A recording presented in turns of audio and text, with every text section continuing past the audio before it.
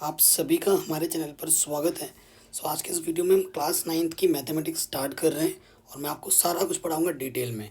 ठीक है, तो बेटा आज हम पढ़ने वाले हैं चैप्टर नंबर 1 संख्या पद्धति के बारे में। पहले हम समझेंगे और उसके बाद जो प्रश्नावली 1.1 एक्सरसाइज 1.1 जो है उसे डिटेल में हम करेंगे। ठीक है, बेटा चैप्टर का नाम संख्या पद्धति है। ठीक है, संख्या पद्धति। तो पहले संख्याओं के बारे में थोड़ा सा जान लेते हैं, इंट्रोडक्शन पहले समझ लेते हैं, उसके बाद हम स्टार्ट करते हैं। बेसिकली जो बेटा संख्या होती है ना, वो दो प्रकार की होती है। आप कहोगे कैसा कैसी कैसी संख्या होती है। नंबर 1 और ये नंबर 2। नंबर 1 होती है आपकी वास्तविक संख्या, जो आप छोटी क्लासों से पढ़ते आ रहे हो और आपको कक्षा 10 तक पढ़ना है। और दूसरी होती है बेटा काल्पनिक संख्या। काल्पनिक संख्या आप अभी नहीं पढ़ोगे, काल्पनिक संख्या आप कक्षा 11 से पढ़ोगे। ठीक है, काल्पनिक संख्या के अगर मैं बारे में बात बताऊँ, एक एग्जाम्पल देता हूँ, आपको समझ जाना। एक्सरसाइज एग्जाम्पल क्या है बेटा, जैसे कि x² + 4 = 0, इसको आप हल करोगे। ठीक है, तो प्लस का 4 इधर के माइनस का 4 होगा। अब x का मान निकालने के लिए आपको वर्गमूल करना है, और किसका वर्गमूल करना है, -4 का। तो माइनस का कभी वर्गमूल नहीं होता, और यहीं से कॉन्सेप्ट निकल के आता है काल्पनिक संख्या का। ठीक है, और वास्तविक संख्या आपकी जो होती है वो दो टाइप की होती है।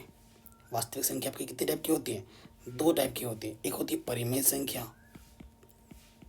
एक होती है बेटा परिमेय संख्या, और एक होती है अपरिमेय संख्या। ठीक है, एक होती है अपरिमेय संख्या। तो वास्तविक संख्या में जो संख्या परिमेय संख्या नहीं होती है वो आपकी अपरिमेय संख्या होती है। मैं पहले आपको बेटा परिमेय संख्या और अपरिमेय संख्या के बारे में बताऊंगा।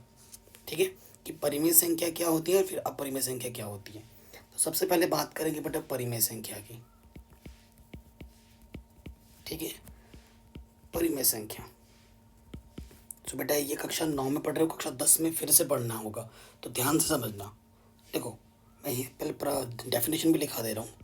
प्रत्येक संख्या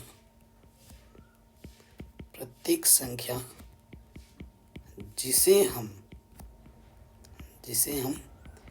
P/Q के रूप में लिख सकते हैं,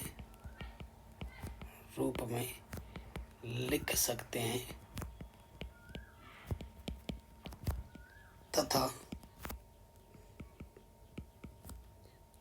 Q का मान क्या ना हो, 0 ना हो, मतलब बट्टे में जो होगा वो 0 ना हो, वह P और Q क्या होना चाहिए बेटा, पूर्णांक होने चाहिए। P और क्या हो पूर्णांक हो। वह अगर आप HCF निकाल लें, है ना, LCM HCF निकालना आता होगा, अगर आप HCF निकालें और P और Q का, तो वो 1 आना चाहिए। तो देखो बेटा मेन चीज़ क्या है कि वो P/Q का रूप होना चाहिए, Q का मान 0 नहीं होना चाहिए, P और Q क्या होना चाहिए, पूर्णांक होने चाहिए, और साथ ही साथ उन दोनों का HCF 1 होना चाहिए। तो कोई भी संख्या इन चार प्रॉपर्टी को 1 2 3 4, जैसे हम P/Q के रूप में लिख सकें, बट्टे वाला 0 नहीं होना चाहिए, P और Q पूर्णांक हो, और दोनों का जब HCF निकालो तो 1 है, ऐसी संख्या को हम परिमेय संख्या बोलेंगे। अगर आपको पूर्णांक के बारे में नहीं पता बेटा, मैं आपको पूर्णांक के बारे में समझा देता हूँ। पूर्णांक क्या होता है,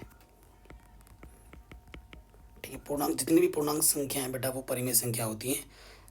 जितनी भी प्राकृतिक संख्या होती है वो परिमेय संख्या होती है। पूर्णांक क्या है बेटा, पूर्णांक को Z से प्रदर्शित करते हैं, जैसे 0 1 2 3, और इधर -1 -2 -3, है ना। ये ऐसी संख्या जो है बेटा ये पूर्णांक है।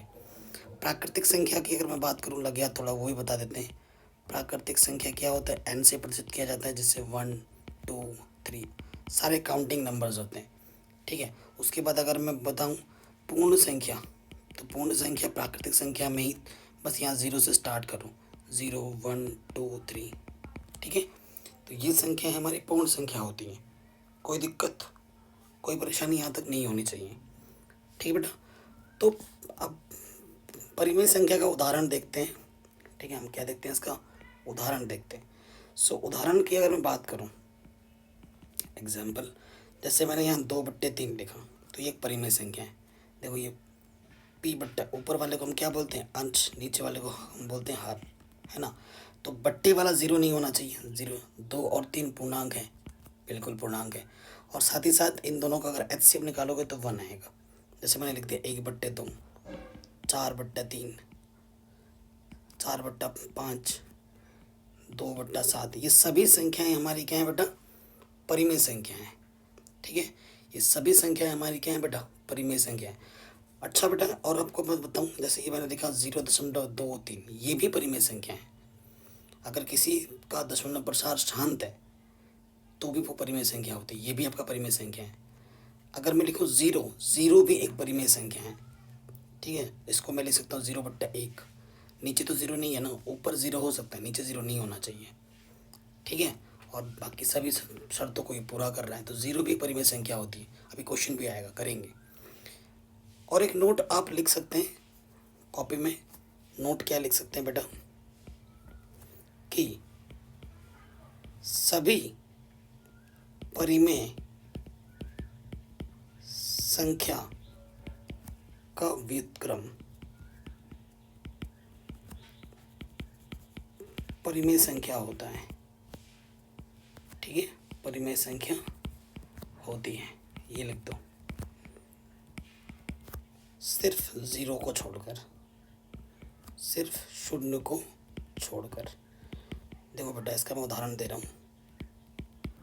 ठीक है, जैसे 2/3 एक परिमेय संख्या है, तो इसका अगर व्युत्क्रम करेंगे 3/2, तो ये भी एक परिमेय संख्या है। लेकिन ज़ीरो एक परिमेय संख्या है, लेकिन 1/0 परिमेय संख्या नहीं है। ठीक है, तो ये ध्यान रखना कि दुनिया में जितनी भी परिमेय संख्या है उन सभी का व्युत्क्रम परिमेय संख्या होता है, पर शून्य का नहीं होता। शून्य एक ऐसी संख्या है, अगर उसका व्युत्क्रम करोगे तो वो परिमेय संख्या नहीं होगी। ठीक है, इसे भी आप कॉपी में लिख देना। अब मैं बात करूँ थोड़ा सा, और यहाँ थोड़ा मिटा लेते हैं, ये नोट लिख लिया होगा आपने। अब एक चीज़ मुझे और बतानी है। क्या बतानी है बेटा? हाँ,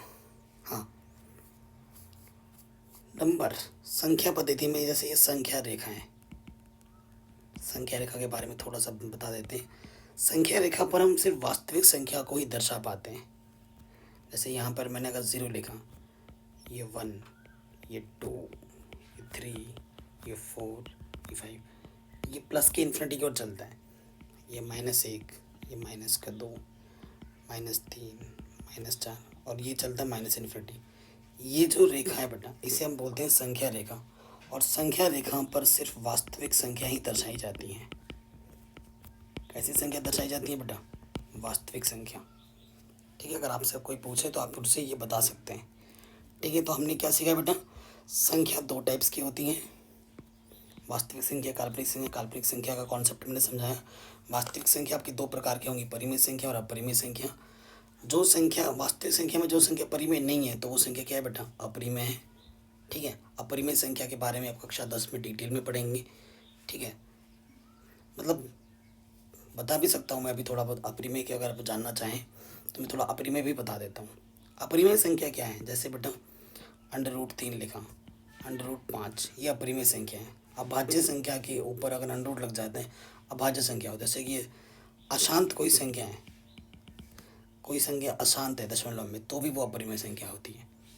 ठीक है, अब क्वेश्चन आते हैं प्रश्नावली 1.1 के पहले क्वेश्चन पर। ठीक है, आपसे क्या पूछ रहा है बेटा? आपसे पूछ रहा है क्या 0 एक परिमेय संख्या है?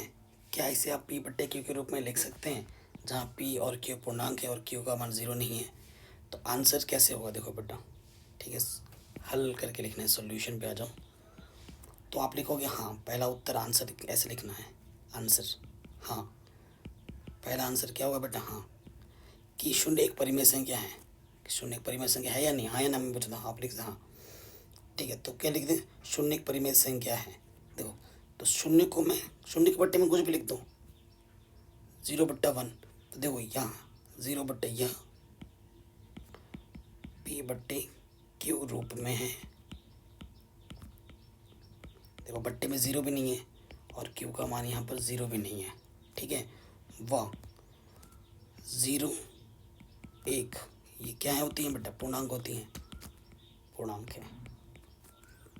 बस इतना लिख देना है आपको। और ये क्वेश्चन बहुत बार पूछा जाता है, अर्धवार्षिक टेस्ट में आता है, वार्षिक पेपर में भी आ जाते हैं। सो गारंटेड क्वेश्चन है, हर साल आते ही आता है एग्ज़ाम में। ठीक है, तो ये क्वेश्चन आपका अच्छे से बन गया। आगे बढ़ते हैं बेटा। मैं ये जो 2 क्वेश्चन है बेटा, करने के बहुत सारे तरीके हैं, लेकिन बहुत सिंपल वाला मेथड बताऊँगा, सिंपल वाला मेथड। ठीक है। तो सबसे पहले देखो बेटा, हमसे क्वेश्चन क्या बोल रहे हैं, सिंपल वाला मेथड समझाएंगे। 3 और 4 के बीच में 6 परिमेय संख्याएं ज्ञात कीजिए। कक्षा 8 में भी पढ़ा होगा आपने ऐसे क्वेश्चंस, ठीक है। हाँ, 3 और 4 के बीच में 6 परिमेय संख्याएं ज्ञात कीजिए। देखो किस किस संख्या के बीच में बोला, 3 और 4। तो 3 के बट्टे में 1 है, 4 के बट्टे में भी 1 है, तो एक एक बट्टे में समान है। कितनी संख्या परिमेय निकालनी है, 6। देखो यहाँ लिखेंगे, चूंकि हमें हमें 6 परिमेय संख्या निकालनी है, 6 परिमेय संख्या ज्ञात करनी है।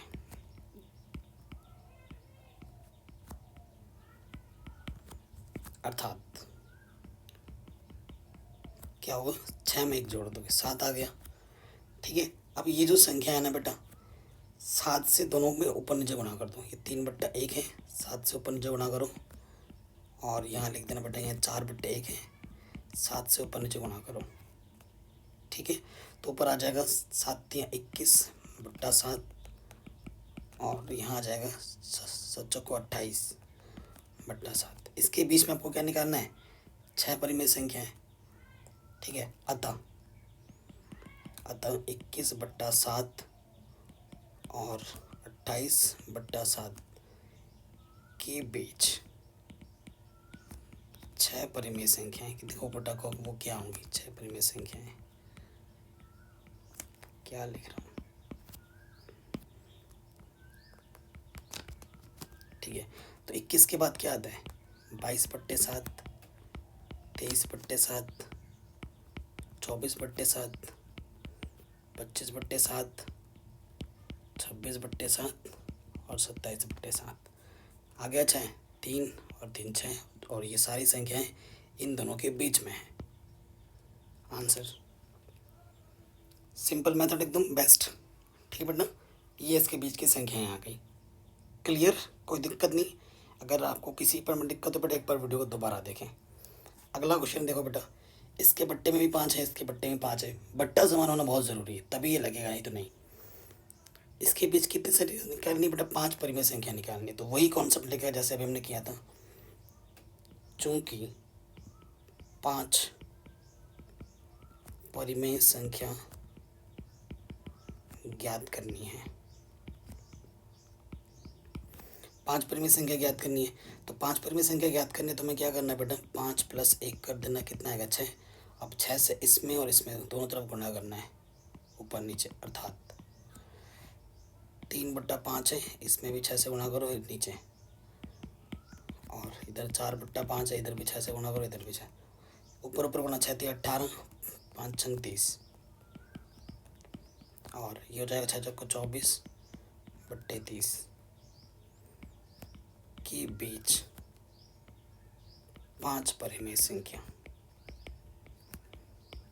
यही आपको निकालना है। तो 18 के बाद क्या होता है बेटा, 19/30, 20/30, 21/30, 22/30 और 23/30।